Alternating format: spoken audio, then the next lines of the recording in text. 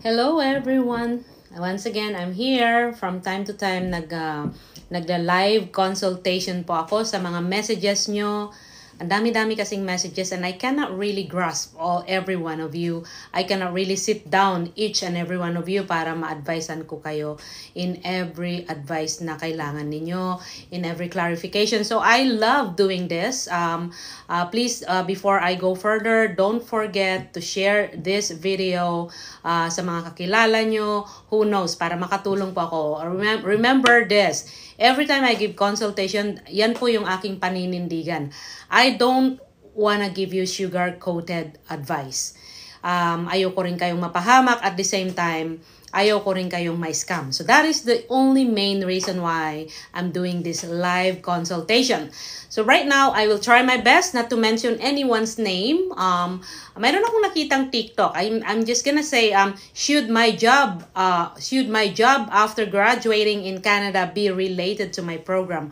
I did not listen to him, but I have an answer for that question dun sa kanyang TikTok account.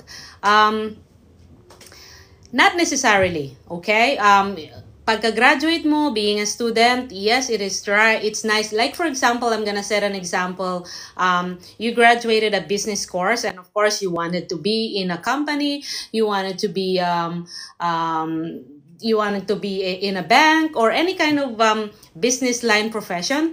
The problem there is that will the company be able to give you a immigration documents or supporting documents in order for you to be able to apply for permanent residency? Will the company that you are going to work and use that open work permit from your PGWP be able to support you in extending your open permit eventually when you need to extend because hindi nyo pa nakuha yung PR nyo, or you're waiting for your PR if in case you were able to apply for PR.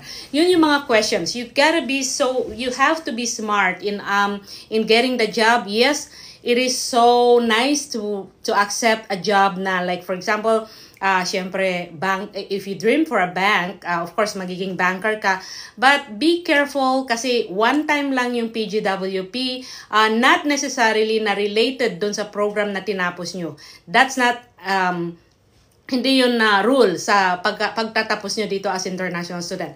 Also, I always suggest to everyone, find a job. Once you get your open permit, find a job that can give you a permanent residency pathway na yung mabilis lang at madali. Which is, quote and quote, yung pinakasikat. Yung not LMIA, yung caregiver. Since open permit na kayo, caregiver or nanny, after you work for 6 months, you could be able to apply for permanent residency together with your family. So, again, it is really like parang after you work for 6 months, you could be able to apply for permanent residency together with your family. So, again, it is really like parang after you work for 6 months, you could be able to apply for permanent residency together with your family. So, again, it is really like parang requirements for them to be able to continue their permanent residency, requirements for them to be able to continue their permanent residency, requirements for them to be able to continue their permanent residency process or maybe extension. So, be careful pa rin. I like that question. Requirements for them to be able to continue their permanent residency process or maybe extension. So, be careful pa rin. I like that question.